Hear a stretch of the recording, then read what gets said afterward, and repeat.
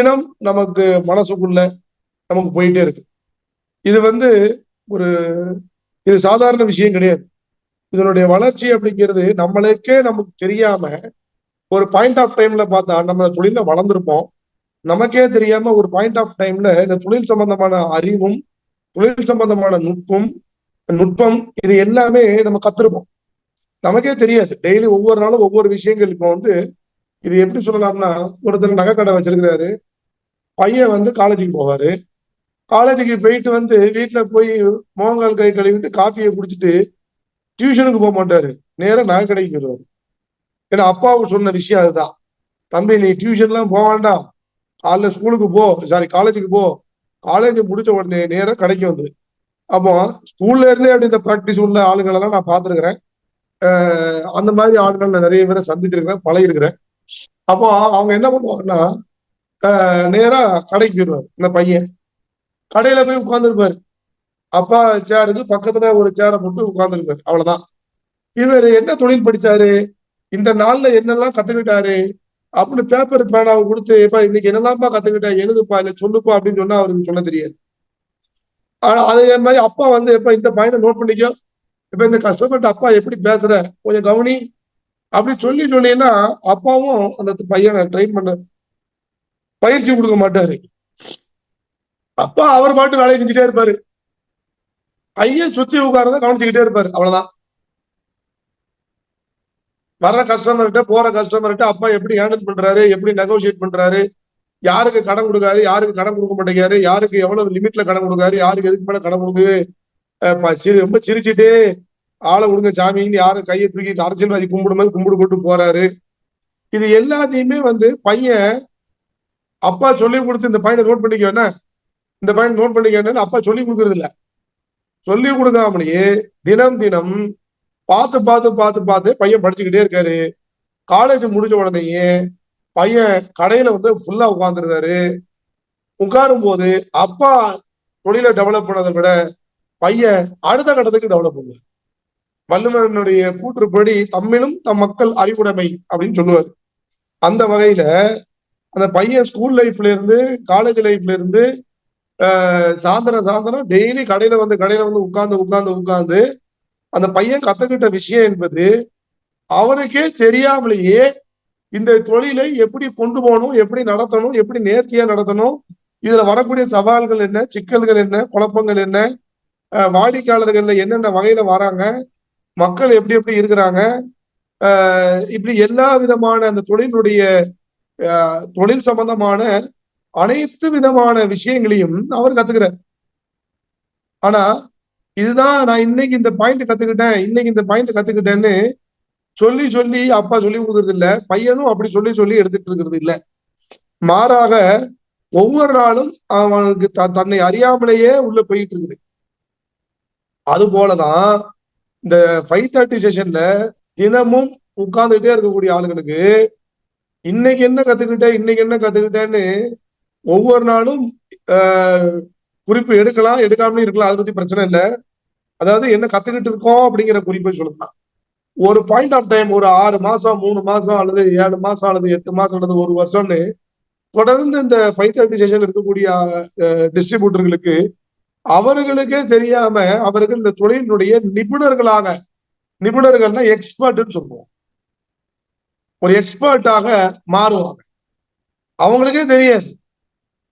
அந்த நகைக்கடைக்கார பையன் உட்கார்ந்த மாதிரி தொழிலை அவங்க தன்னை போல படிக்கிறது போல தனக்கு படிக்கிறோங்கிறது தெரியாமலே இந்த பையன் படிச்சுட்டு இருப்பார்.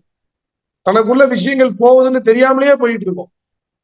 ஒரு 3 வருடம் முடிச்சதுக்கு அப்புறம் அந்த பையன் எப்படி இருப்பாருன்னா, அப்பா தொழில் நடத்தினதை விட அடுத்த கட்டத்துக்கு டெவலப் பண்ணி வேற லெவல்ல யோசிப்பாரு, வேற லெவல்ல டெவலப் பண்ணுவாரு.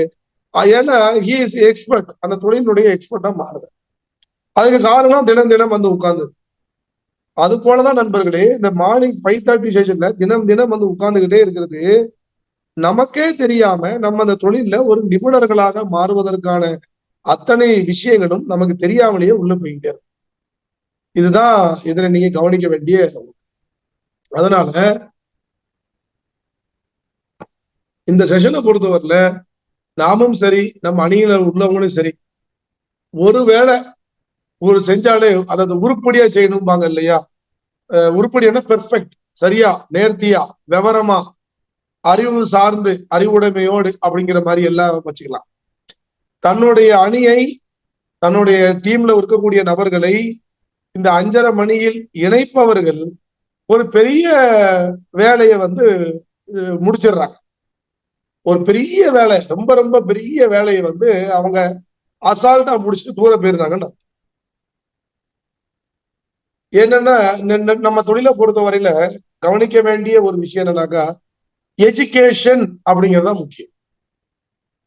எஜுகேஷன், கத்துக்கிறது, கத்து கொடுக்கறது, நம்மள மாதிரியே மத்தவங்களை பிரதி எடுக்கிறது, இந்த மூணே 3 ப்ராசஸ் தான். மொத்தத்துல நம்ம தொழிலோட ப்ராசஸ் இந்த 3 தான். கத்துக்கிறது, கத்து கொடுக்கறது, நம்மள மாதிரியே ஒரு ஆளை உருவாக்குறது. இது 3 தான். மொத்த ப்ராசஸே இவ்வளவுதான். இதை வேணா உங்களுக்கு புரியுற மாதிரி நீங்க எப்படி எழுதணுமோ எழுதிக்கோங்க. மொத்தமே 3 ப்ராசஸ் தான் நம்ம தொழில, வேற எதுவும் கிடையாது. கத்துக்கிறது, கத்து கொடுக்கறது, நம்மள மாதிரி ஒரு ஆளை உருவாக்குறது, வேற ஒண்ணும் கிடையாது. வேற செய்யறதுக்கு இங்க ஒன்னும் ராக்கெட் சயின்ஸோ, கயிறை கட்டி மலையில எல்லாம் இருக்கிற வேலையோ அதெல்லாம் இங்க ஒண்ணும் இல்லை. அப்போ சோ தட் நம்ம புரிய வேண்டியது என்னன்னாக்கா, இந்த கத்துக்கிறது அப்படின்னு வரும்போது தினம் தினம் நீங்க 5:30க்கு நீங்க உட்கார்ந்துகிட்டே இருக்கீங்க. உங்க டீம்ல உள்ளவங்களை நீங்க கத்துக்கும் போது உங்களுக்கு டீம் வரும். உங்க டீம்ல உள்ளவங்க, அதாவது உங்களுக்கு உங்க அப்ளைனுக்கு டீம் வரும். உங்க டவுன்லைன்ஸ் நிறைய பேர் கத்துக்கும் போது உங்களுக்கு டீம் வரும். நீங்க அந்த தொழில் சார்ந்த அறிவை பெருக்கும் போது உங்க அப்ளைனுக்கு டீம் உருவாயிடும். ஏன்னா நீங்க ஒரு தலைவராக மாறுறீங்க. அதுவே உங்க டவுன்லைன்ஸ் நிறைய பேர் கத்துக்கிடும் போது உங்களுக்கு பெரிய டீம் உருவாகும். அப்போ நீங்க கத்துக்கிறீங்க, ஆனா உங்க டீம்ல உள்ளவங்க எல்லாம் கத்துக்க வைக்கீங்களா? நீங்க கலந்துக்கிறீங்க, உங்க டீம்ல உள்ளவங்க எல்லாம் கலந்துக்கிற வைக்கீங்களா? அப்படிங்கிறத நீங்க இங்க கவனிக்கணும். சோ அப்போ ஒரு இந்த 5:30 செஷன்ல யாரு உட்கார்ந்தாங்களோ, யாரு தன்னுடைய அணியினரை உட்கார வைக்காங்களோ, அவர்கள் மிகப்பெரிய ஒரு வேலையை அவங்க முடிச்சிருந்தாங்க, நிறைவு செஞ்சிருந்தாங்க. பெரிய டாஸ்க முதல்ல பெரிய டாஸ்க கம்ப்ளீட் பண்ணிட்டாங்கன்னு அர்த்தம். ஜெயிக்கிறதுல பாதி வேலையை நிறைவு செஞ்சுட்டாங்கன்னு கூட சொல்லலாம். அது என்னது? கத்துக்கிறது, கத்துக்க வச்சிருது, நம்மள மாதிரி ஒரு ஆளை உருவாக்குறது, இது எல்லாமே இதுல வந்துருமே. இந்த 5:30க்குள்ள நாம கத்துக்கிறோம், ப்ராசஸ் 1 கம்ப்ளீட் ஆயிட்டு 5:30 மணிக்கு வந்துகிட்டே இருக்கோம், நாம கத்துக்கிறோம், ப்ராசஸ் 1 கம்ப்ளீட். ப்ராசஸ் 2 என்ன? கத்து கொடுக்கறது. 5:30க்கு உட்கார வைக்கீங்க, தினமும் ஒவ்வொரு தலைவர்களா பேசிக்கிட்டே இருக்காங்க. அப்போ நீங்க வந்து ஒவ்வொரு விஷயமா சொல்லி கொடுக்கறதுக்கு ஒரு பக்கம் இருந்தாலும், டெய்லி ஒரு தலைவர்கள் உங்களுடைய அணியில இருக்கக்கூடிய அத்தனை பேருக்கும் கத்து கொடுத்துக்கிட்டே இருக்காங்க. அப்ப ப்ராசஸ் 2 ஓவர். ப்ராசஸ் 3 உங்களை மாதிரி ஒரு ஆளை உருவாக்குது. அது அடுத்த கட்டத்துக்கான வேலையை நம்ம அது வேற, அது வேற. அப்போ 3 ப்ராசஸ்ல இந்த 5:30ல மட்டுமே 2 ப்ராசஸ் முடிஞ்சிருது. மொத்த நெட்வொர்க் மார்க்கெட்டிலேயே 3 ப்ராசஸ் தான் செய்ய போறோம். அதுல அந்த 5:30 மணில ஒரே கல்லுல 2 மாங்கான்னு சொல்ற மாதிரி 2 ப்ராசஸ் கம்ப்ளீட் ஆயிடு. ஸோ இதுதான் நம்ம எல்லாரும் புரிய வேண்டிய விஷயம். அதனால உங்கள் அணியில் இருக்கக்கூடிய அத்தனை பேரையும் இந்த 5:30 செஷனுக்குள்ள கலந்துகிட வைக்கிறதுக்கான ஒரு வேலையை விவரமா செய்ய பாருங்க. ஒரு ஆளை நேற்றுக்கு சேர்த்துக்கீங்களா? சேர்க்கும் போதே அவர்கிட்ட சொல்லணும், 5:30 மணிக்கு நாங்க ஒரு செஷன் நடத்துறோம், உங்க வளர்ச்சிக்கு அதை விட பெரிய விஷயம் எதுவும் இருக்க முடியாது, அதுல நீங்க கலந்துகிட ஆரம்பிச்சிருங்க, நீங்க சீக்கிரமா ஜெயிச்சிருவீங்க, அவ்வளவுதான். இப்படி வந்து உள்ள வரக்கூடிய ஒவ்வொருத்தரையும் உங்களுடைய நேரடியான ஸ்பான்சர்லயும் சரி, டெப்த்ல வரக்கூடியவர்களையும் சரி, இந்த ஒரு வேலையை நீங்க கண்ணும் கருத்துமா செய்ய ஆரம்பிச்சீங்கனாலே உங்களுடைய வளர்ச்சிங்கிறது கண்டிப்பா அபரிமிதமா இருக்கும். அதுல மாற்று கருத்து என்பது எனக்கு இல்லை. சரி, இந்த 3வது தூணை பத்தி ரொம்ப நாளாவே பேசாம இருக்கிறேன். அதை பத்தி இன்னைக்கு நான் கொஞ்சம் உங்களுக்கு சில ஒரு ஐடியாஸ் நான் உங்களுக்கு கொடுக்குறேன். இந்த 3வது தூண் என்பது என்ன அப்படின்னு சொன்னாக்கா, நோட் பண்ணிக்கோங்க, திட்டமிடுதல். 3வது தூண், வெற்றிக்கான 3வது தூண் என்பது திட்டமிடுதல்.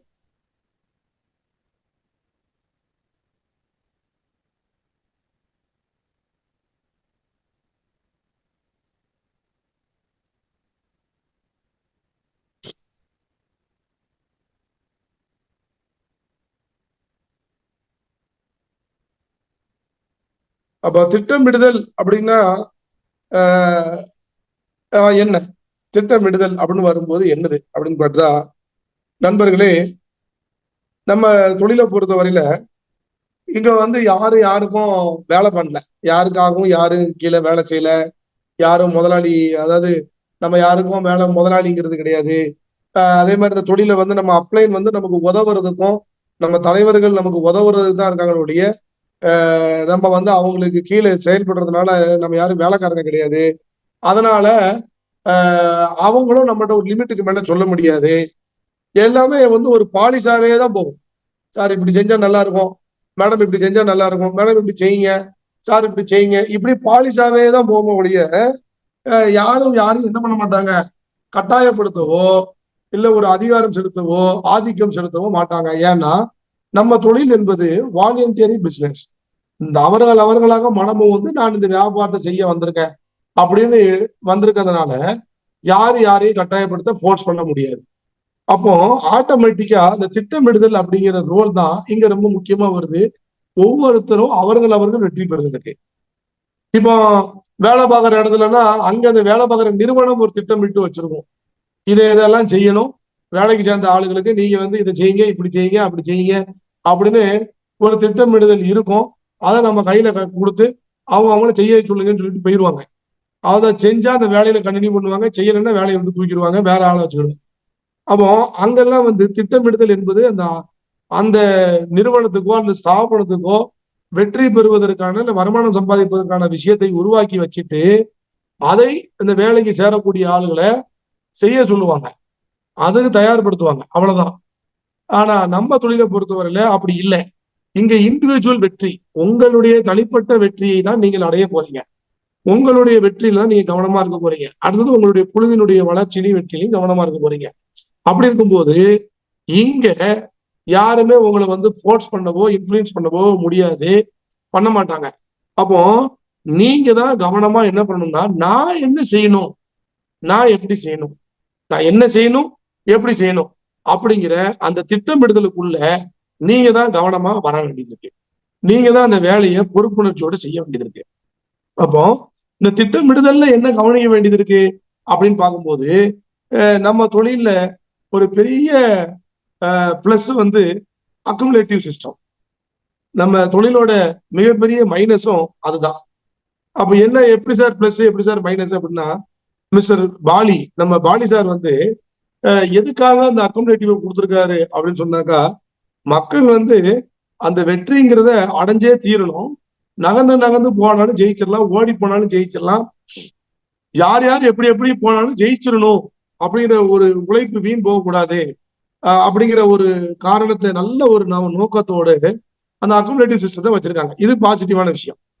இது நெகட்டிவான விஷயம் என்ன இருக்கு அப்படின்னு பார்த்தா, ஆமா அக்குமுலேட்டிவ் தானே, அதை எப்பனாலும் செய்யலாம, அது இந்த மாசம் வரலன்னா இப்ப என்ன கெட்டு போகுது, அதான் அந்த பிவி தான் இருக்க, அடுத்த மாசம் தான் சேர்த்துக்கலாமே, அடுத்த மாதம் சேர்த்து பண்ணிக்கிட்டு இப்ப என்ன வந்திருக்கு அப்படிங்கிற மாதிரியான ஒரு திங்கிங் வந்து நிறைய பேருக்கு இந்த தொழில நான் பாக்குறேன் இருக்குது. இந்த இந்த திங்கிங்னாலேயே நிறைய பேர் வெற்றியினுடைய வேகம், அந்த வளர்ச்சிக்கான வேகம் அவங்களுக்கு தடைப்படத்தான் செய்யுது. அப்ப தடை அப்படிங்கிறதோ வளர்ச்சியினுடைய வேகம் குறையிறதுக்கோ வெஸ்டேஜ் காரணம் இல்ல, அப்ளைன் காரணம் இல்ல, ஒவ்வொரு இண்டிவிஜுவல் டிஸ்ட்ரிபியூட்டரும் அவர்கள் திட்டமிடுவதில் ஏற்படக்கூடிய அந்த குறைபாடு காரணமா தான், திட்டமிடுதலில் ஏற்படுத்தக்கூடிய ஒரு அலட்சியம், திட்டமிடுதலில் வந்து சரியான ஒரு மெத்தட்ல அதை பண்ணாம விடுறதுனாலதான் அந்த வெற்றியை வந்து அடையாம போறாங்க. இன்னும் சொல்ல போனா, நான் அந்த தொழில பாக்குறேன், நிறைய பேர் நல்ல தொழில் சார்ந்த அறிவோடு இருக்கிறாங்க, திறமைகளோடு இருக்கிறாங்க, நல்ல நாலேஜ், ப்ராடக்ட் நாலேஜ் இருக்குது, பிசினஸ் நாலேஜ் எல்லாம் இருக்குது, ஒரு கம்யூனிகேஷன் ஸ்கில்னு சொல்லக்கூடிய அந்த பேச்சு ஆற்றல், பேச்சு திறமை எல்லாம் இருக்குது. ஆனா 5 வருஷம் ஆகியும் இன்னைக்கு வரைக்கும் ஏன் ஒரு 50,000 சம்பாதிக்கல? நம்ம தொழில்ல 5 வருஷத்துல 50,000ங்கிறதோ இல்ல 1 லட்சம்ங்கிறதோ ஒரு சாதாரண ஒரு விஷயம்தான் நம்ம தொழிலை பொறுத்தவரையில, வெஸ்டீஜை பொறுத்தவரையில. அப்ப ஏன் அதை சம்பாதிக்கல அப்படின்னு கேட்டா, அதற்கு நான் வந்து நிறைய பேரை தனிப்பட்ட முறையில ஆலோசனை பண்ணியிருக்கேன். தனிப்பட்ட முறையில ஆலோசனைகளை வழங்கும் போது, டிஸ்கஷன் இன்டராக்ஷன் பண்ணும்போது நமக்கு தெரிய வரக்கூடிய விஷயம் என்னன்னா, லேக் ஆஃப் பிளானிங் தான். அவர்களுக்கு தொழில் சொந்தமான அறிவு இருக்கு. ஸ்பைரல்னா பத்தி பேச சொன்னா என்னை விட அதிகமான பாயிண்ட்ஸ் கொடுப்பாங்க. நான் 4 பாயிண்ட் சொல்லுவேன், அவர் 7 பாயிண்ட் சொல்லுவார் ஸ்பைரல். அப்போ அத மாதிரி கூடுதலா கத்து வச்சுக்கிட்டதுக்கு அப்புறம் கூட பொருட்கள் நாலேஜ் இருக்கு. அப்போ வளர்ந்துருக்கணுமே, 5 வருஷத்துல நல்லா சம்பாதிச்சிருக்கணுமே, ஏன் சம்பாதிக்கல அப்படின்னா அந்த மனிதர்கிட்ட திட்டமிடுதலே இல்லை.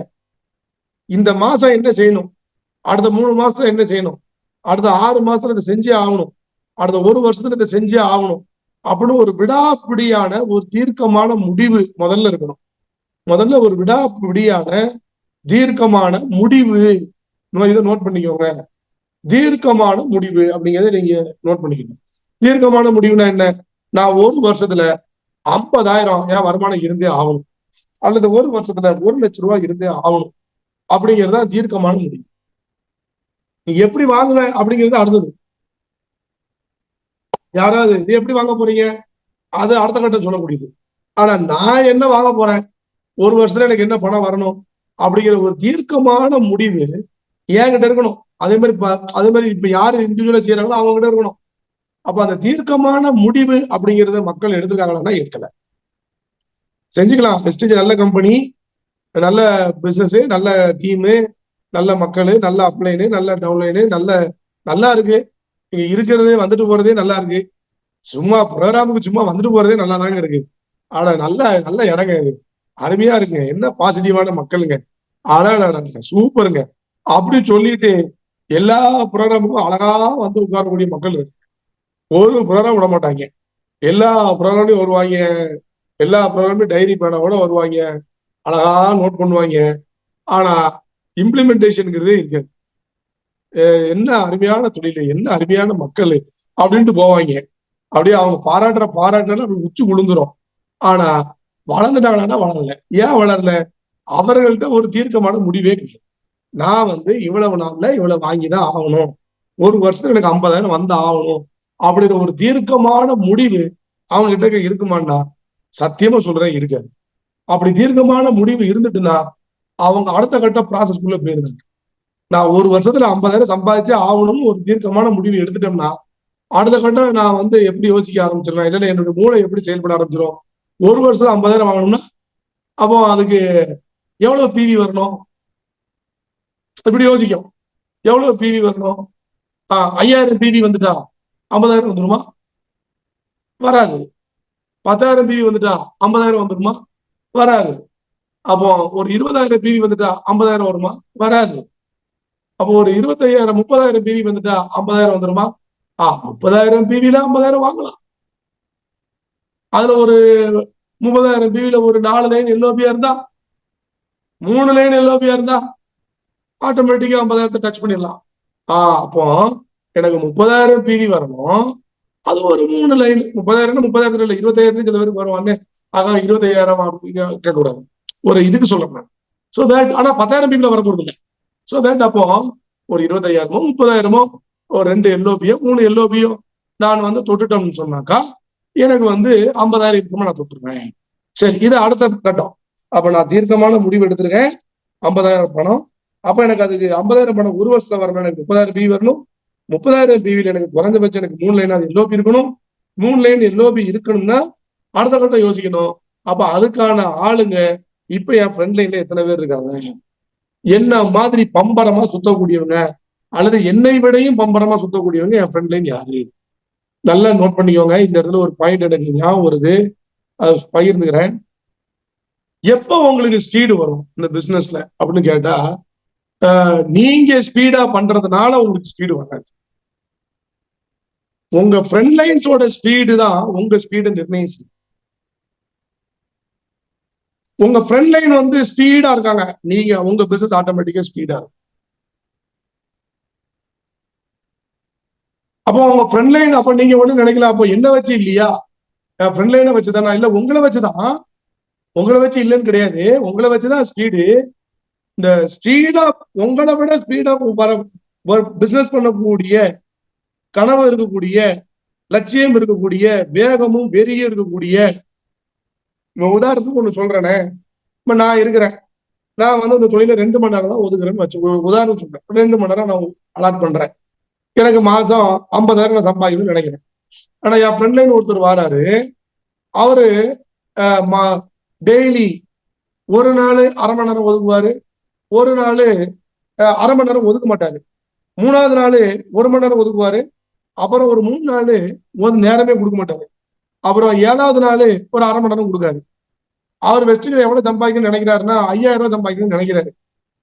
10 ட்ரைனிங் கூப்பிட்டா கண்டிப்பா 2 ட்ரைனிங் வந்துருவாரு, 8 ட்ரைனிங் வரமாட்டாரு. ஆஃப்லைன்லயும் சொல்றேன், ஆன்லைன்லயும் எல்லா ப்ரோக்ராமுக்கும் வரமாட்டாரு.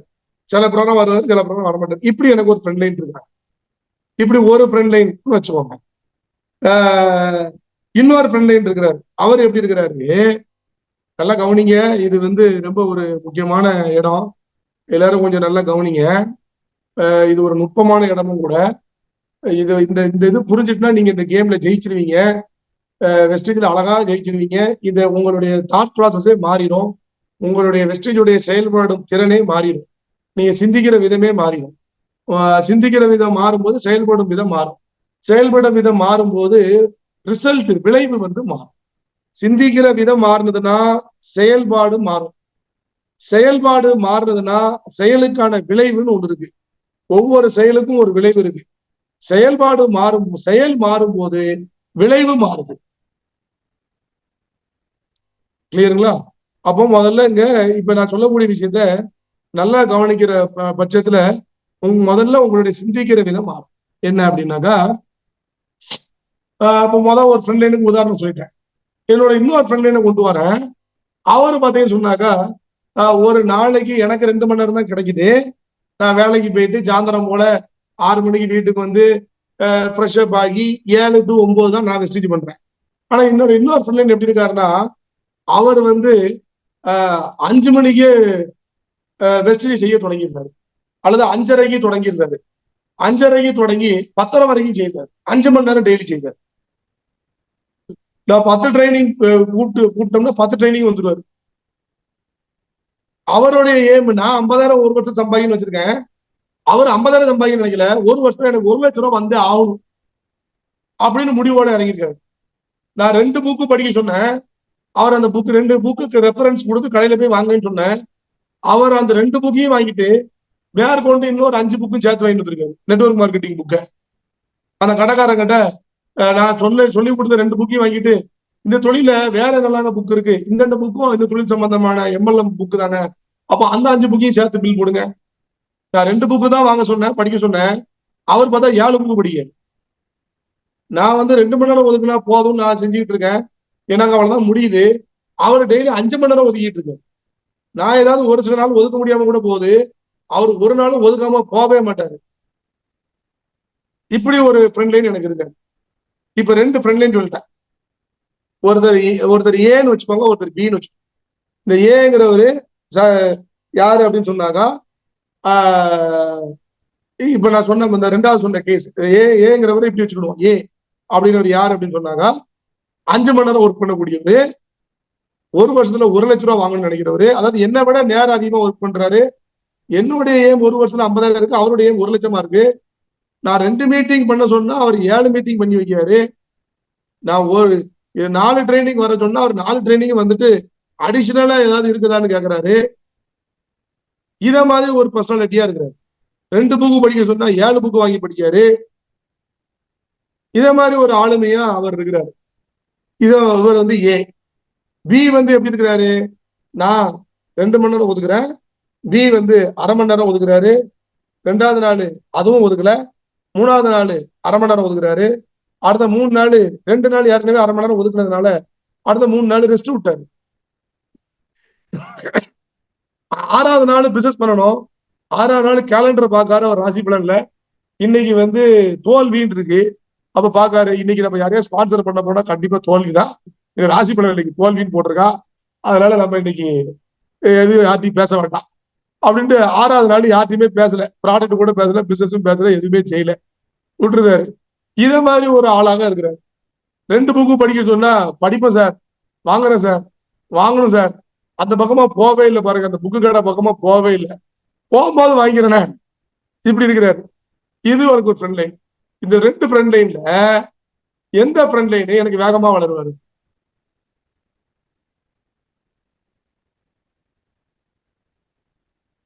நீங்க சாட் பாக்ஸ்ல டைப் பண்ணலாம். இது சாதாரண கேள்விதான், உங்களுக்கு எல்லாருக்கும் தெரிஞ்சதுதான். இது ஒன்றும் பெரிய கஷ்டமான A+B whole square equal to அப்படிங்கிற கேள்விலாம் கிடையாது. இது சாதாரண கேள்வி, உங்க எல்லாருக்குமே தெரியும். சாட் பாக்ஸ் ஆஃப் பண்ணி வச்சிருக்காங்களோ? ஏ ஐயப்ப சார் டைப் பண்ணிருக்காரு, விஜயலட்சுமி மேடம் டைப் பண்ணிருக்காரு. ஏங்கிற அந்த ஃப்ரெண்ட் லைன் தான் வேகமா செய்யக்கூடிய நபராக மாறுறாரு. கரெக்டா? சோ நண்பர்களே, ஏ அவர் தான் வேகமா செய்ய போறாரு. இப்பதான் அந்த முக்கியமான இடத்துக்கு நீங்க கவனிக்கணும். இந்த ஏ மாதிரி நல்ல கவனிங்க, நிறைய பேருக்கு ஏன் சைடு வேல்யூ இருக்க மாட்டேங்குது? ஏன் நிறைய பேர் சைடு வேல்யூ திணறுதாங்க? ஏன் சைடு வேல்யூமே ஒரு பெரிய சவாலா நினைக்கிறாங்க? ஏன் சைடு வேல்யூக்கு கிடந்து பயங்கரமா போராடுறாங்க அப்படின்னு கேட்டா, ஏ மாதிரி ஒரு ஆள் தான் வந்திருக்கு. அப்ப அந்த ஒரு ஆளு பிடின்னு பிடிச்சு போயிருந்தாரு. எனக்கு ஏ மாதிரியே எனக்கு பி இல்ல, சி இல்ல, டி இல்ல, இ இல்ல. அதனால எனக்கு சைடு வேல்யூ பெரிய பிரச்சனையாமா. எனக்கு சைடு வேல்யூ பண்றதே கஷ்டமா இருக்கு. ஏன்னா எனக்கு ஏன்னு ஒரு ஆள் தான் இருக்கிறாரு. அப்ப ஏன் ஒரு ஆளு எதனால எனக்கு சைடு வேல்யூ பிரச்சனை வருது? ஏன் அப்ப நான் அச்சீவர் ஆகாம இல்ல, ஏங்கிற ஒரு ஆளால நான் அச்சீவர் ஆயிட்டேன். என் பிசினஸ் முன்னுக்கு போயிட்டு அவர் கடன்னு டாப் கியர்ல போட்டு தூக்கிட்டாரு. அப்போ டீம் அவர் டைரக்டர் ஆயிட்டாரு. அப்புறம் பார்த்தா சில்வர் ஆகுறாரு, கோல்டு ஆகுறாரு, ஸ்டார் ஆகுறாரு, டக்குன்னு டைமண்ட் ஆகுறாரு, கிரவுன் ஆகுறாரு. ஆனா நான் இன்னும் எவர் சில்வர்லயே இருக்கிறேன்.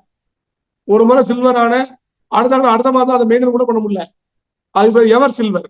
எவர் சில்வர் பாத்திரம் இல்ல, எப்போதும் சில்வராவே இருக்கிறது. அப்போ என்னன்னா, ஏ மாதிரி ஆளு எனக்கு அடுத்த ஆட்கள் இன்னொரு 4 பேர் இல்லை. அப்ப இது யாருடைய, இது இந்த கேம்ல என்ன புரியணும்? ஏ மாதிரியே எனக்கு இன்னொரு 3 பேரோ 4 பேரோ இருந்திருந்தா என்ன நடக்கும்? எனக்கு சைடு வேல்யூ பிரச்சனை வருமா? வராது. இப்போ ஏன்னு ஒருத்தர் வராரு, இப்ப எனக்கு டீம் வேகமா வருமா வராதா? எனக்கு டீம் ஸ்பீடா வருமா வராதா? ஃபாஸ்டா வருமா வராதா? வரும் தானே. அப்ப ஏங்கிற டீம் ஒரு ஆளால என் டீம் ஃபாஸ்டா போகுதுன்னு சொன்னா, வேகமா வளருதுன்னு சொன்னாக்கா, ஏ மூலியமா எனக்கு வேகமா ஒரு டீம் வளருது அப்படின்னு சொன்னாக்கா, நான் இன்னும் ஒரு 4 பேர் அதே மாதிரி வச்சிருந்தேன்னா, இப்ப நான் என்னுடைய மொத்த வளர்ச்சி எப்படி இருக்கும்? அப்போ இதுதான் செய்ய விடக்கூடிய இடம். நம்ம உடனே என்ன சொல்லுவோம்? அவ ஏ மாதிரி ஒரு ஆள் தான் சார் வந்திருக்காரு, அடுத்தடுத்த ஆளுங்க வரவே மாட்டேங்காங்க. அப்போ வந்து என் கையில என்ன இருக்கு? ஒரு ஆள் வந்துட்டாரு, ஆனா மத்த ஆளுங்க அதே மாதிரி வர மாட்டேங்காங்களே, அடுத்த 4 பேர் அதே மாதிரி வர மாட்டேங்காங்களே, அப்ப என் கையில என்ன இருக்குது அப்படின்னு நீங்க நினைச்சீங்கன்னா, ஏங்கிற ஒரு ஆளை கொண்டு வந்து யாரு? நீங்க தானே. யாரு கண்டுபிடிச்சா? நீங்க தானே கண்டுபிடிச்சீங்க. வானத்துல இருந்து அந்த ஆளு குதிச்சிடல, அந்த ஆளை கொண்டு வந்து நீங்க தான். அந்த அம்மாவை கொண்டு வந்து நீங்க தான். மாதிரி ஒரு ஆக்டிவா வேலை பார்க்குற அம்மாவை கொண்டு வந்து நீங்க தான். அப்போ அப்படிப்பட்ட ஒரு ஆளை கொண்டு வந்த உங்களால இன்னொரு 4 பேர் அது மாதிரி கொண்டு வர முடியாதா? தாட் ப்ராசஸ் எப்படி மாறுது பாருங்க, சிந்தனையில எப்படி மாற்றம் வருது பாருங்க. மாதிரி ஒரு ஆள் வந்துட்டாரு, நல்லாதான் இருக்கு, ஆனா அதே மாதிரி 4 பேர் வர மாட்டேங்காங்களே, அதே மாதிரி 4 பேர் வர மாட்டேங்காங்களே, 4 பேர் வர மாட்டேங்காங்களே, 4 பேர் வர மாட்டேங்காங்களே சொல்லிட்டே இருக்கும்போது 4 பேர் வராமலே போயிருவாங்க. அடுத்த அதே மாதிரி 4 பேர் வர்றது நீங்க என்ன நினைச்சுக்கிறீங்கன்னா, அதே மாதிரி 4 பேர் வருது ஏன் கையில இல்லைன்னு நீங்க நினைச்சுக்கிறீங்க. அந்த அதே மாதிரி 4 பேர் பண்றதுக்கு அதை ஏன் கையில இல்லைன்னு நீங்க நினைச்சுக்கிறீங்க. நான் என்ன சொல்றேன், அந்த ஏஐ கொண்டு நீங்க தான். அப்ப அதே மாதிரி இன்னும் 4 பேரை உங்களாலதான் கொண்டு வர முடியும் நான் சொல்றேன். ஏஐ கண்டுபிடிச்சது நீங்க தான், உங்களால அதே மாதிரி இன்னொரு 4 ஏஐ உங்களால கண்டுபிடிக்க முடியும்னு சொல்றேன். அப்போ பெரும்பாலும் வெஸ்டிஜ்ல பாருங்க, 100க்கு 99 செஞ்சிட்டு இருக்கக்கூடிய டைரக்டர் நிலையில வந்திருக்கக்கூடிய 100க்கு 99 பேரை பாருங்க, சைடு வேல்யூ பிரச்சனைன்னு சொல்லுவாங்க. ஆனா ஒரே ஒரு சதவீதம் ஆளை பாருங்க, சைடு வேல்யூ பிரச்சனையே இல்லை சார், அடுத்தடுத்த டைட்டிலோ இன்கம்லயோ அது பாட்டு போயிட்டு இருக்காங்க. அப்ப என்ன ரீசனு? வித்துல டீம் வச்சிருக்காங்க, இதான் பிளானிங். வெற்றிக்கு வித்து வித்து எழுதிக்கோங்க. வெற்றிக்கு வித்து விதை என்பது வெற்றிக்கான விதை என்பது நம்ம தொழிலை பொறுத்தவரையில வெற்றிக்கான விதை வித்து டீம் உருவாக்குறது தான் விதை. இந்த வித்து டீம்ங்கிறத யாரெல்லாம் உருவாக்குறாங்களோ அவங்க நம்ம தொழில வளர்ச்சிய சாதாரணமா பாக்குறாங்க. பெரிய அலட்டிக்க மாட்டாங்க, பெரிய சிரமப்பட மாட்டாங்க, தலை கீழே நின்று தண்ணி எல்லாம் குடிக்க மாட்டாங்க.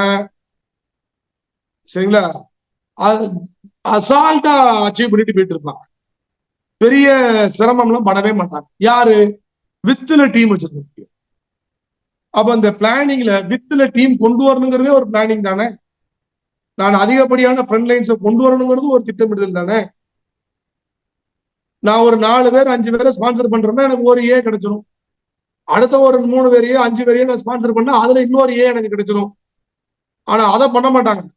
இந்த 5 பேர்ல ஒரு ஏ வந்தாச்சு, பாக்கி உள்ளதெல்லாம் வந்து ஒரு மாதிரி சும்மா வந்து விருந்தாளு மாதிரி எப்பவாவது வந்துட்டு போறது, ஒண்ணும் செய்யாம இருக்கிறதெல்லாம் உட்காந்துருக்கும். அவங்கள பிடிச்சிட்டு நீ செய் நீ செய் நீ செய், பாரு எனக்கு நேரத்துக்கு வந்த ஆள் எப்படி செய்தாரு பாரு, நீ இருக்கிய நீ செய், நீ செய்யலாம், நீ வேகமா செய்யலாம், செய் செய் செய் செய் செய்யின்னு அந்த ஆளையே அப்படி தாங்கிட்டு இருப்பாங்க. அந்த ஆளு செய்வோம், ஒருங்க பண்ணுவோம், மகளுக்கு மாப்பிள்ளை பார்த்துட்டு இருக்க, கல்யாணம் கட்டி கொடுத்துட்டோம்னா கடமை முடிச்சுது, அப்புறமா வாரேன். ஐயோ சரி ரைட்டு முடிச்சுட்டு வாங்க, அதுக்கப்புறம் வருவாரு அப்படின்னா மகளுக்கு இப்பதான் 3ஆம் மாசம், பிள்ளை அந்த வேலைகள்லாம் நிறைய இருக்குது, பார்க்கணும் வைக்கணும், அது இங்க நம்ம தான் பாக்குற மாதிரி இருக்கு, நம்ம தான் அடிக்கடி போற மாதிரி இருக்கு. அதுக்கப்புறம் இப்பதான் பேத்தி பிறந்திருக்கா, அந்த கடமைகள்லாம் இருக்கு. இப்படி போவோம் வண்டி. அவரும் கதை சொல்லிக்கிட்டே இருப்பாரு, இவரும் கதை கேட்டுக்கிட்டே இருப்பாரு. இவருக்கு அடுத்த தாட் ப்ராசஸ் வர மாட்டேங்க. நீ எப்ப நீ வா, பொண்ணுக்கு மாப்பிள்ளை பாரு, மாப்பிள்ளைக்கு பொண்ணை பாருங்க, கட்டி கொடுக்க, பேர பேத்தி எடுக்க, பேர பேத்தி கூட கேரம் போர்டு கூட விளையாடுங்க. ஆனா எனக்கு அவசரம், நான் ஒரு வருஷத்துல 50,000 வாங்கணும்னு வச்சிருக்கேன், நான் ஒரு வருஷத்துல 1,00,000 வாங்கணும்னு வச்சிருக்கேன் அப்படின்னு சொன்னா நான் கட்ட கட்ட கட்ட கட்ட கட்ட கட்ட கட்ட ஸ்பான்சர் பண்ணணும்ல. இதான திட்டமிடுதல். ஒவ்வொரு நிறைய பேர் ஒரு குரூப் இப்படி சொல்லும், ஒரு குரூப் இப்படி சொல்லும், அந்த ஜாப்ல பிரச்சனையா இருக்கு, இந்த வேலையை விட்டுப்புட்டு வேற வேலைக்கு மாறாதான் செய்ய முடியும்னு நினைக்கிறேன், இந்த வேலையை விட்டுட்டு வேற வேலைக்கு மாறலான் இருக்கேன், மாறிட்டோம்னா நான் மலையை புரட்டி போட்டுருவேன், இந்த நான் அதை நடந்துட்டதுக்கு அப்புறம்னா, இதை முடிச்சதுக்கு அப்புறம்னா, இது மாறினதுக்கு அப்புறம்னா, இப்படி எந்த டவுன்லையும் சொல்லுதாரோ அந்த ஆளு நம்பவே நம்பாதீங்க. நான் இப்படி ஏகப்பட்ட வேற பார்த்துட்டேன். இந்த ஆளுகள்லாம் ஒரு நாளும் செஞ்சது இல்லை. மழை நின்றுட்டுன்னா போயிடலாம் அப்படின்னு சொல்லக்கூடிய ஆளெல்லாம் நம்பி நீங்க நிக்காதீங்க. மழை அது பாட்டு பெய்யும், நான் என் வேலையை நான் செய்யணும் அப்படின்னு கொடை எடுத்துட்டு உங்க டவுன்லைன் ஒரு ஆள் போவார் பாருங்க, அந்த ஆளுதான் ஏ. மழை பெஞ்சுக்கிட்டு இருக்கு, நிக்கட்டும், அதுக்கப்புறமா கிளம்புவோமே, அந்த ஆளுலாம் வந்து B category, C category, D category, இன்னும் சில கேட்டகரிலாம் இருக்கு. மழையே பெய்யாது, பெய்யற மாதிரி இருக்கும், வீட்டு வாசல இருந்து எட்டி பார்க்குறது, மழை பெய்யற மாதிரி இருக்குல்ல, ஆமா கண்டிப்பா வந்துடும், வர்ற மாதிரி இருக்கு, அப்ப இன்னைக்கு எதுக்கு போகணும், பேசாம நாளைக்கே போயிருப்பேன். இந்த கேஸ் எல்லாம் இருக்கு. இந்த மாதிரி கேஸ் எல்லாம் ஃப்ரண்ட் லைன்ல வச்சுக்கிட்டு ஏன் நான் இன்னும் வேகமா வளரல, நான் இன்னும் ஏன் வேகமா வளரல அப்படின்னு கேட்டுக்கிட்டு உட்கார்ந்தோம்னா நம்ம எப்படி வேகமா வளர முடியும்? திட்டமிடுதல்ல நீங்க அடுத்த கட்டம் புரிய வேண்டிய முக்கியமான இடம், நீ இப்ப கவனிங்க, நீங்க 2 மணி நேரம் ஒதுக்குறீங்க, உங்களுடைய ஃப்ரெண்ட் லைன் ஒரு ஆளு 5 மணி நேரம் ஒதுக்குறாரு. நீங்க 50,000 வாங்கணும்னு நினைக்கிறீங்க, உங்க ஃப்ரெண்ட் லைன் 1,00,000 வாங்கணும்னு நினைக்கிறாரு. இப்போ உங்களை விட அவருடைய செயல்பாடு, உழைக்கும் திறன், வேகம், வெறி, இது எல்லாம் அந்த அதிகமா இருக்கு ஒரு ஆளுக்கு. இப்ப இந்த ஒரு ஆளு இப்படி வந்த மாதிரி உங்களுக்கு ஒரு 4 பேர் 5 பேர் இப்படி வந்துட்டா உங்க பிசினஸோட ஸ்பீடு என்ன? அப்ப அதுக்கான வேலையை விட்டுட்டு என்னென்னலாமோ செஞ்சுக்கிட்டு, என்னென்னலாமோ யோசிச்சுக்கிட்டு, என்னென்னலாமோ ஆராய்ச்சி பண்ணிக்கிட்டு, என் ஊர்ல ஒரே கிரிப்டோ சார், அதனாலயே எனக்கு வளர்ச்சி இல்லை. ஏன் உங்க ஊர்ல மட்டும் தான் கிரிப்டோ இருக்கா? ஏன் வேற டிஸ்ட்ரிக்ட்ல இல்லையா? ஏன் வேற டிஸ்ட்ரிக்ட்ல தான் கிரிப்டோ இருக்கா? வேற ஸ்டேட்ல இல்லையா? ஏன் வேற ஸ்டேட்ல தான் கிரிப்டோ இருக்கா? வேற கண்ட்ரில இந்த பிரச்சனை இல்லையா? யோசிக்கவே மாட்டேங்க. எல்லா டிஸ்ட்ரிக்ட்லயும் எல்லா ஸ்டேட்லயும் எல்லா நாடுகள்லயும் கூட இந்த கிரிப்டோல பைனரி நடந்துகிட்டு ஏமாந்துகிட்டு போய்கிட்டு தான் இருக்கு. காலங்காலமா இந்த பைனரி கூட்டம் நரி கூட்டம் சுத்திக்கிட்டு தான் இருக்கு. ஆனா காலங்காலமா நெட்வொர்க் மார்க்கெட்ல வளர்ந்து சம்பாதிச்சு மேல மேல போயிட்டே இருக்கக்கூடியவங்க போய்கிட்டே தான் இருக்காங்க. அப்ப காரணங்களை தேடிக்கிட்டே இருக்காங்க. அதாவது நிறைய பேரு இங்க இன்னும் ஒரு மிகப்பெரிய ஒரு மைனஸ் பாயிண்ட் இருக்கு. வெற்றிக்கு தடை நான் இல்லைன்னு நினைக்கிறான். நான் வெற்றி பெறாம போறதுக்கு காரணம் நான் இல்லைன்னு நினைக்கிறான். அதுக்கு காரணம் ஏன் அப்லைன் சரியில்லை, ஏன் டவுன்லைன் சரியில்லை, ஏன் டவுன்லைன் இன்னும் ஸ்பீடா இல்ல, ஏன் டவுன்லைனுக்கு புரியல, ஏன் ஊர் இதுக்கு அந்த மாதிரி இல்ல, ஏன் ஊர்ல இன்வெஸ்ட்மெண்ட் கான்செப்டா இருக்கு, ஏன் ஊர்ல அந்த பிரச்சனை இருக்கு, ஏன் வீட்டுல இந்த பிரச்சனை இருக்கு. எனக்கு இப்படி சொல்லிட்டு இருக்கக்கூடிய ஆளுங்க தான் இந்த தொழில வேகமா வளரவே மாட்டாங்க. ஏன்னா நம்ம வளர்ச்சிக்கு தடை நாம் தான் அப்படிங்கிறத மனம் ஏத்துக்கவே மாட்டேங்குது, ஒத்துக்கவே மாட்டேங்குது. என்னுடைய வளர்ச்சிக்கு தடை நான் தான் அப்படின்னு சொல்றதுக்கு ஒரு பெரிய மெச்சூரிட்டி வேணும். அது மெச்சூரிட்டி சார்ந்தது, அறிவின் முதிர்ச்சி தன்மை. அதுக்கு பேர் மெச்சூரிட்டினா என்னது? அறிவின் முதிர்ச்சி. அறிவின் முதிர்ச்சி தன்மைதான் மெச்சூரிட்டி. அறிவின் முதிர்ச்சி அடையல, அப்ப அது என்ன பண்ணும்? நான் காரணம் இல்லைன்னு சொல்லும். அவன் தான் காரணம், இவன் தான் காரணம். அது இன்னைக்கு அதிகம் பழக்கம் இல்லைல்ல, அது ஸ்கூல் லைஃப்ல இருந்தே பழக்கம். இந்த 2ஆம் கிளாஸ் படிக்கும் போது பென்சில நான் எடுக்கல, அவன் தான் எடுத்து உடச்சு விட்டான். நான் இப்படி நல்லதான் வச்சேன், அவன் எடுத்து இப்படி குத்துனா மிஸ் அதுல உடஞ்சது அப்படின்னு அன்னைக்கு ஆரம்பிச்ச பழக்கம். இன்னைக்கு 30 வயசு ஆயிட்டு, 40 வயசு ஆயிட்டு, 50 வயசு ஆயிட்டு, 60 வயசு ஆயிட்டு, 70 வயசு ஆயிட்டு, இப்பவும் அதே பழக்கம். நான் காரணம் இல்லை. அன்னைக்கு மிஸ்கிட்ட சொல்ற மாதிரி அன்னைக்கு அப்ளைன்ட்ட அந்த பாருங்க, எனக்கு ஃப்ரெண்ட் லைன் ஒருத்தனும் உருப்படியே இல்லை, எவ்வளவு சொன்னாலும் புரியவே மாட்டேங்குது, எனக்கு ஸ்பீடே இல்லை, நான் அப்படியா இது இப்படி எதையாவது சொல்லி புலம்புறது. உண்மை என்னன்னா நான் சரியில்லைன்னு சொல்றதுக்கு மனசு ஏத்துக்கவே மாட்டேங்குது, ஒத்துக்கவே மாட்டேங்குது. அது காரணம் மெச்சூரிட்டி இல்லை. அப்ப என்னைக்கு, ஏன்னா நீங்க உங்களுடைய கட்டுப்பாட்டுக்குள்ள இல்லாத விஷயத்த நீங்க மாத்தவே முடியாதுங்கிற உண்மை உங்களுக்கு தெரியணும். ஒரு டவுன்லைனை சிறப்பாக வேலை ஒருத்தர் சொல்லுதாரு, நான் அதை முடிச்சுட்டு வரேன் சார், அந்த பொண்ணு விஷயத்த கிளியர் பண்ணிட்டு வரேன் சார் சொல்லும் போது அது உங்க கட்டுப்பாட்டுக்குள்ளே கிடையாது. அப்ப உங்க கிரிப்டோ மீட்டிங் நடந்துகிட்டே இருக்காங்க, திருநெல்வேலி பூரா ஒரு ஆளு கிரிப்டோ நடத்தக்கூடாது அப்படி தடை போட முடியுமா? அது உங்க கட்டுப்பாட்டுக்குள்ள கிடையாது, என் கட்டுப்பாட்டுக்குள்ள கிடையாது. ஆனா நான் வளர்றதுக்கு நான் மீட்டிங் நடத்திக்கிட்டே இருக்கலாம், அது என் கட்டுப்பாட்டுக்குள்ள இருக்கு. அப்ப என் கட்டுப்பாட்டுக்குள்ள இருக்கிற விஷயத்தை தான் நான் மாத்தவோ சரி பண்ணவோ முடியும். என் கட்டுப்பாட்டுக்குள்ள இல்லாத விஷயங்களை காரணம் காமிச்சு குறை சொல்லிக்கிட்டு அந்த காரணங்களை கண்டுபிடிச்சு அந்த காரணங்களுக்கு அழகா ஜடை பின்னி பூ வச்சு பொட்டு வச்சு அலங்காரம் பண்ணி எக்ஸ்ட்ரா 4 பிட்டையும் சேர்த்து போட்டு எதுக்கு?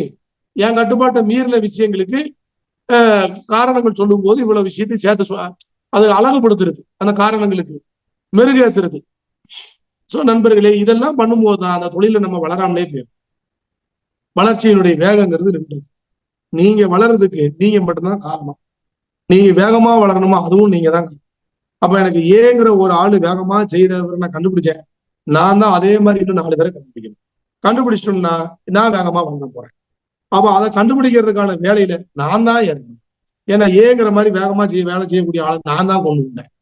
இப்ப சில பேர் நினைக்கலாம், சார் எனக்கு அப்படி ஒரு ஆளு கூட வரலையே, தெய்வமே அப்ப நீங்க இன்னும் இறங்கவே இல்லையே அப்படின்னு.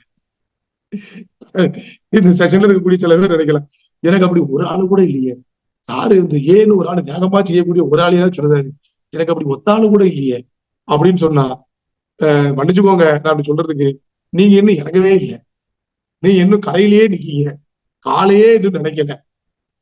அதுக்கு ஒரு காரணம் சொல்லுவாங்க, சார் அலை நின்னுதுன்னா காலை நல்லா நினைச்சிட்டு வந்துருவேன், கடல்ல அலை என்னைக்கு நிக்க காலை என்னைக்கு நினைக்க. அதனால அலைங்கிறது அது பாட்டு வந்துகிட்டே தான் இருக்கும், நம்ம காலை நினைக்கணுமா நினைச்சிட்டு போய்கிட்டே இருக்கணும். அப்போ நீங்க வெற்றி பெறணும்னா சுத்தி இருக்கக்கூடிய விஷயங்களை காரணங்களா சொல்லாம நீங்க வேகமா செயல்படக்கூடிய வேலையை நீங்க செஞ்சுதான் ஆகணும். வெற்றிக்கான 3வது தூண்ல திட்டமிடுதல் வருது. திட்டமிடுதல்ல இன்னைக்கு ரொம்ப ஒரு நுட்பமான விஷயத்த நான் உங்களுக்கு சொல்லியிருக்கேங்கிறதுல எனக்கு ரொம்ப சந்தோஷம். ஏன்னா ஒவ்வொரு செஷன்லயும் ரொம்ப ஏதாவது ஒரு முக்கியமான அதீத முக்கியத்துவம் வாய்ந்த ஒரு விஷயத்த பகிர்ந்துக்கிடணும் அப்படிங்கிறதுல நான் அதை ஒரு ஆர்வமாகவும் அதையே ஒரு திட்டமாவும் வச்சிருப்பேன். இந்த செஷன்ல கொடுக்க போற அந்த செஷன்ல என்ன வரணும், ரொம்ப முக்கியமான ஒரு பாயிண்ட் கண்டிப்பா வந்துடணும் அப்படின்னு நினைச்சிட்டு தான் நான் அதுதான் என்னுடைய திட்டமிடுதல் வச்சுக்கோங்களேன். அப்போ அப்படி வகையில இந்த செஷன்ல இந்த ஏ ஒரு ஆக்டிவான ஒரு ஆளு எனக்கு ஃப்ரண்ட் லைன்ல நான் கொண்டு வர மாதிரி அந்த உதாரணங்களை நான் உங்களுக்கு சொல்லியிருக்கேன். அத மாதிரி அடுத்தடுத்த ஆளுங்களை நான் வேகமாக கண்டுபிடிச்சு கொண்டு வந்துட்டோம்னா என்னுடைய வளர்ச்சியினுடைய வேகம் அதிகமா இருக்கும். அப்போ அது ஏங்க அப்படி கொண்டு வரக்கூடிய வேலை ஏன் கையில தான் இருக்குது.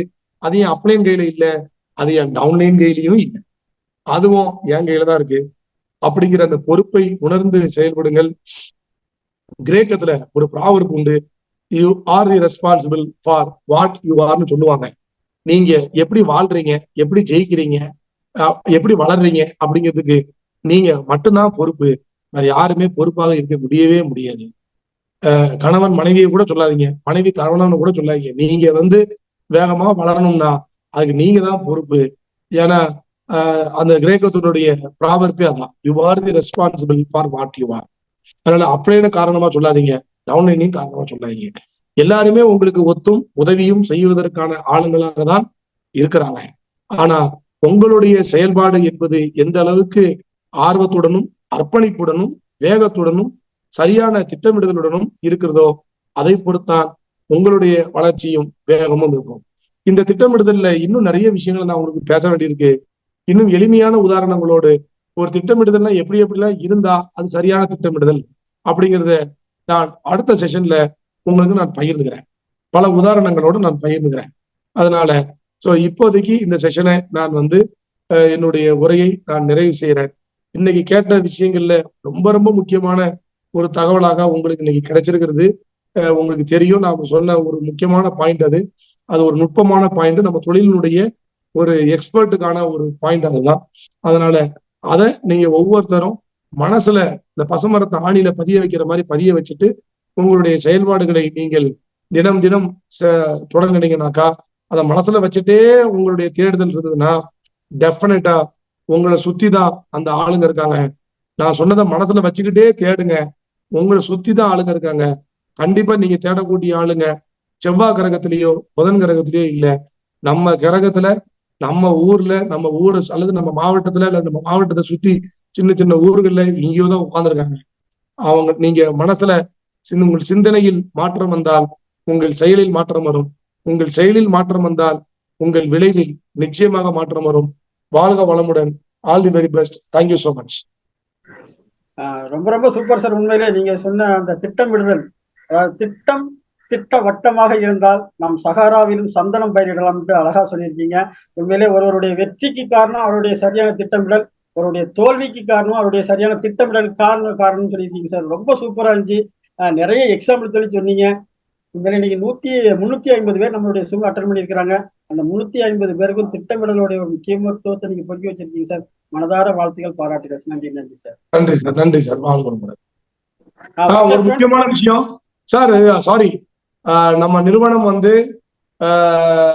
நம்ம 21வது ஆனிவர்சரியை நம்ம கொண்டாட இருக்கிறோம். ரொம்ப இம்பார்ட்டன்ட். டக்குனு யாரும் வெளியே போயிடாதீங்க. நாளைக்கு லைவ் ப்ரோக்ராம் நடக்க போகுது. ஏதாவது தகவல்கள் இருக்குதான்னா நிச்சயமா இருக்குது. நீங்கள் எல்லாரும் ஆர்வ மிகுதியில துள்ளி குதிக்கிற மாதிரியான விஷயங்கள் கண்டிப்பாக இருக்குது. ஆனா என்ன இருக்குது எனக்கும் தெரியல, முழுசா சொல்லல. பட் ஏதோ ஒண்ணு இருக்குது. வெஸ்டேஜ் எப்போதுமே ஏதாவது ஒண்ணு செய்வாங்க. அதனால நம்ம நாளைக்கு அனௌன்ஸ்மெண்ட்ஸ் நீங்க லைவ் ப்ரோக்ராம் பாருங்க. அண்ட் லைவ் தெரியும் இல்லையா, நாளைக்கு லைன்ல இருங்க. நான் டைம் நீங்க பார்த்துருப்பீங்க. ஐ திங்க் ஒரே நிமிஷம் இருங்க, லைன்ல இருங்க. நம்மளுடைய வெஸ்டேஜோடைய யூடியூப் சேனல் அதுல நீங்க பாக்குற மாதிரி வச்சுக்கோங்க. வெஸ்டேஜோட யூடியூப் சேனல்ல நாளைக்கு ஐ திங்க் 3 மணிக்குன்னு நினைக்கிறேன், 3 மணியா தான் இருக்கும். இந்த ப்ரோக்ராம் லைவ் ப்ரோக்ராமாக யூடியூப்ல நாளைக்கு ஆனிவர்சரி, அதான் சாரி, நாளைக்கு இது இங்க தியாகராஜா ஸ்டேடியம் டெல்லியில வச்சு அனௌன்ஸ் ப்ரோக்ராம் நடத்துறாங்க. அவார்டு ஃபங்க்ஷன் மற்றும் அவார்டு ஃபங்க்ஷனோட சேர்த்து நாளைக்கான இந்த ஆனிவர்சரி கொண்டாட்டமும் இருக்கும். அதுல நமக்கான விஷயங்கள், கேக் கட்டிங் செரிமனி 2ஆம் தேதி ஹெட் ஆபீஸ்ல வச்சிருக்காங்க. அண்ட் காலையில 9:30 மணிக்கு, அதாவது 1ஆம் தேதி நாளைக்கு சண்டே காலையில 9:30 மணிக்கு தியாகராஜா ஸ்டேடியம் டெல்லியில வச்சு தொடங்குறாங்க. அதோட லைவ், அது வந்து லைவ் யூடியூப் லைவ், அதை வந்து நம்ம பார்க்கலாம். அதுல நமக்கான அனௌன்ஸ்மெண்ட்ஸ்க்கான விஷயங்கள் கண்டிப்பா இருக்கும். நாளைக்கு இன்னைக்கு ஒரு நாள் தானே, பொறுத்துக்கோங்க. மிகப்பெரிய விஷயங்களை நோக்கி நம்ம நகர்றோம். எல்லா ஊர்களையும் நம்ம கேக் வெட்டி செலிப்ரேட் பண்றதுக்கான விஷயத்தையும் செய்வோம். அப்படின்னு உங்க எல்லாருக்கும் என்னுடைய வாழ்த்துக்கள், நன்றிகள். Thank you so much. Thank you sir, thank you sir. Friends, sir அந்த யூடியூப் சேனல் லிங்க் நமக்கு குரூப்ல நான் இப்போ வந்து குரூப்ல போட்டுறேன். ஓகே இப்போ ஓகே குரூப்ல போடுறேன் சார். இப்போ உங்களுக்கு குரூப்ல எல்லாத்துக்கும் போடுறேன். சரிங்களா? Okay okay okay sir. நன்றி சார், நன்றி சார். சரி, வாழ்க வளமுடன். நம்மளோட வாழ்க வளமுடன். 21வது ஆண்டு நம்ம அனிவர்சரி நம்ம சிறப்பாக கொண்டாடும். நம்ம யூடியூப் சேனல் நல்லா பயன்படுத்தி. ம். ஓகே ஃப்ரெண்ட்ஸ், நமக்கு டைம் முடிஞ்சிருச்சு. இன்றைய Zoom மீட்டிங் இதுவே நிறைவு பெறுகிறது. நாளைய Zoom மீட்டிங்கில் மீண்டும் ஒரு தலைவருடன் மீண்டும் சந்திப்போம். All success. Thank you very much. வாழ்க வையகம், வாழ்க வளமுடன்.